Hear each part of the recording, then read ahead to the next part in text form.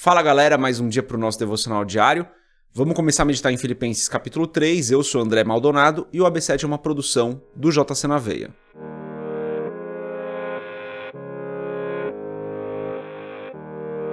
Filipenses capítulo 3, verso 1 está escrito assim: Finalmente, meus irmãos, alegrem-se no Senhor.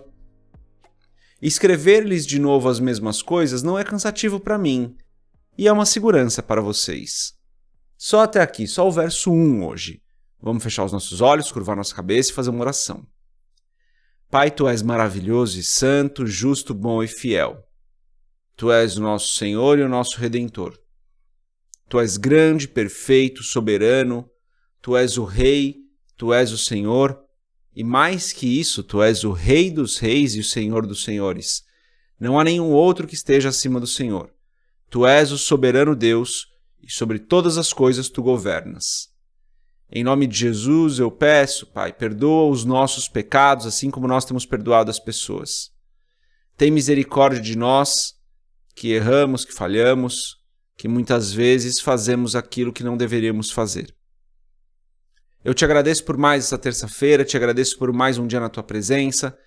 Te agradeço, Senhor, porque o Senhor fala conosco, o Senhor nos ensina através da Tua palavra. Eu te agradeço pelos tantos e tantos motivos que o Senhor tem nos dado para nos alegrarmos. Eu te agradeço pelas bênçãos sem fim que o Senhor tem derramado sobre as nossas vidas. A Tua bondade não tem fim. O Senhor é bondoso e maravilhoso em todo o tempo. Em nome de Jesus eu peço, Pai, abençoa o nosso dia hoje. Guarda as nossas vidas. Livra-nos do mal e não nos deixe cair em tentação.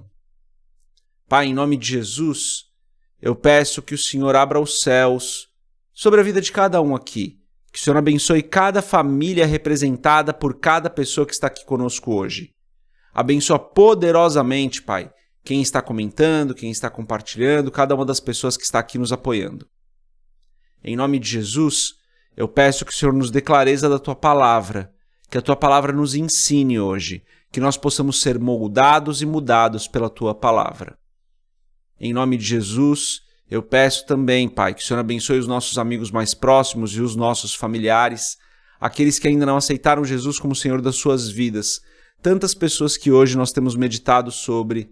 Que o Senhor as abençoe, que o Senhor as livre de todo mal, que o Senhor as leve ao arrependimento, Senhor, e que elas entreguem as vidas a Cristo. É o que eu peço em nome de Jesus. Amém. Perfeito, antes da gente continuar, se você já levantou, pega aí a sua caneca e conta pra mim nos comentários. Você é do time água, do time café de manhã ou do time do chá de manhã? Você já sabe, eu sou do time da água de manhã, então a minha canequinha aqui do AB7 tá cheia de água. Ó, tá com a aguinha gelada, não sei se dá pra acho que não dá pra vocês verem. Tem uma divisãozinha aqui que tá até suando a caneca, ó. A minha tá com a aguinha gelada de manhã, que é o que eu prefiro. Conta pra mim nos comentários. O que você toma de manhã? É água, café, chá ou é outra coisa? Vamos lá. Antes da gente continuar, se você não é inscrito no canal, se inscreve, compartilha o AB7 com outras pessoas e dá uma olhada nos links que estão aqui na descrição, porque você pode se tornar membro do canal e ajudar o canal todos os meses. Você pode comprar o livro Muito Além de um Pai. Vem novidade aí, hein, galera? Fica com a gente no AB7. Você pode também entrar nas nossas comunidades e fazer várias coisas, tá tudo aqui na descrição, tá bom? Vamos lá, lemos hoje o verso 1, né? O verso 1 está escrito: Finalmente, meus irmãos, alegrem-se no Senhor. Esse finalmente aqui delimitando um trecho, uma mudança, né? Então ele fala, ó, em conclusão, meus irmãos, alegrem-se no Senhor.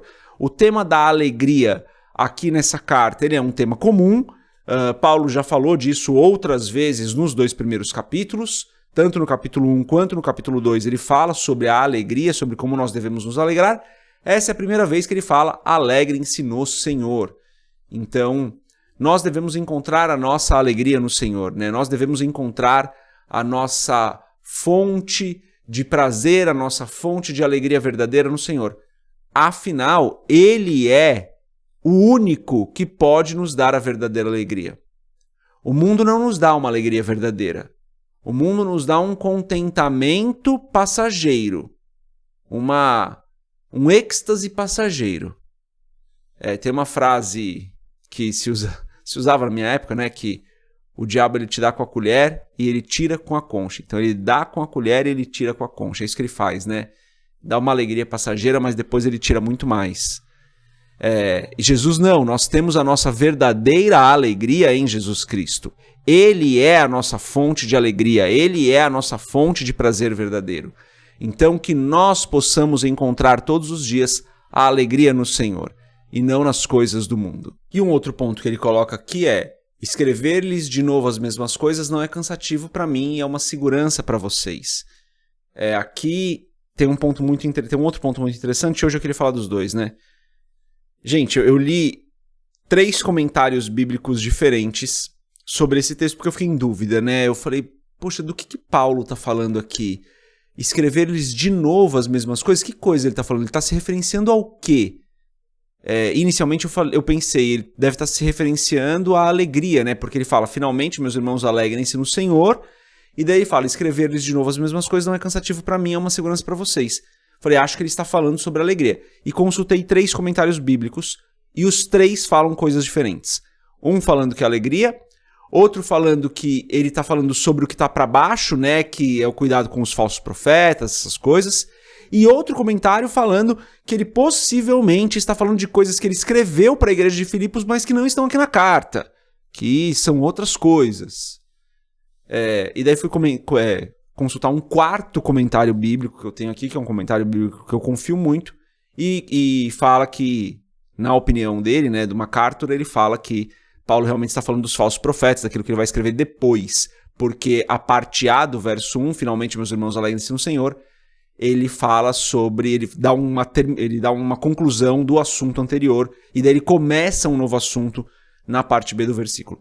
Por que eu estou falando isso? Por 2 coisas. Primeiro, esse é o tipo de assunto que a gente trata no estudo aos Filipenses. A gente pega versos mais difíceis, textos mais complexos e vai se aprofundar um pouco neles, trazendo comentários de grandes comentaristas. Então, se você tem interesse em estudar um pouco mais profundamente a Bíblia, faz os nossos estudos. Só para não deixar nenhum fechamento, eu vou com o MacArthur, né? É um teólogo que eu confio muito, gosto muito do comentário dele, então parece realmente que a parte A do versículo marca uma conclusão do texto anterior e a parte B começa um novo texto, né? Começa falando de uma nova coisa.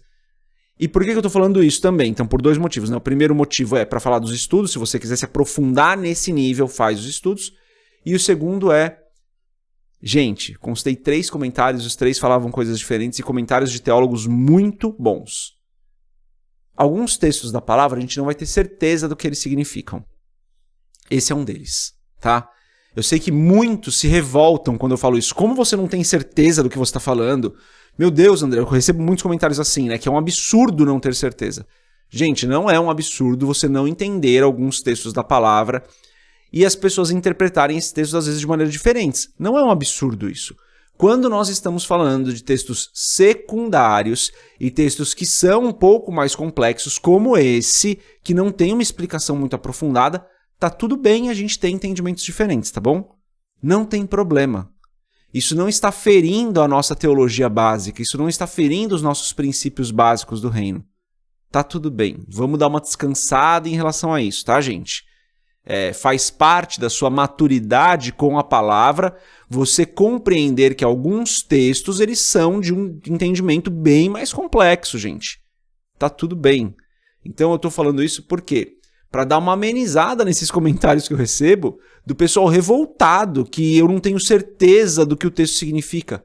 Gente, alguns textos a gente não vai compreender porque eles não foram escritos pra gente. Eles não foram escritos na nossa época, nós não conhecemos pessoalmente o autor do texto, nós não conhecemos pessoalmente os destinatários para quem o texto foi escrito. Tá tudo bem. Esse é um desses textos. Do que Paulo está falando aqui, que são essas, de novo, as mesmas coisas? A gente não sabe, e tá tudo bem não saber, porque não é de grande relevância. Contanto que a gente entenda que devemos nos alegrar no Senhor, que é o texto imediatamente anterior, e contanto que nós entendamos que devemos nos acautelar dos falsos profetas, que é o próximo texto, tá tudo bem se a gente não tiver concordância no que esse texto aqui significa. Eu creio que está falando do que vem posteriormente e não da alegria do Senhor, apesar de inicialmente achar que era a alegria, tá bom? Vou com o MacArthur, gosto da explicação dele, e é isso. Isso você vê nos nossos estudos. E se você ficou interessado, então, fechamos aqui, né? Alegre-se no Senhor, essa é a mensagem de hoje. Dei uma aprofundada aqui na parte B do versículo, acho que a gente foi um pouco mais profundo hoje, até gastou um pouco mais de tempo. E se você ficou interessado em ter a nossa caneca do AB7, eu quero que você deixe aqui nos comentários agora, falando assim, eu quero saber como eu faço para ganhar a caneca do AB7, ou algo do tipo, não precisa ser exatamente isso. Mas só para eu saber se vocês estão interessados ou não em ter também a nossa canequinha do AB7, ó, Bíblia antes do scroll, expliquei ontem o que é, e o logo do JC, tá bom?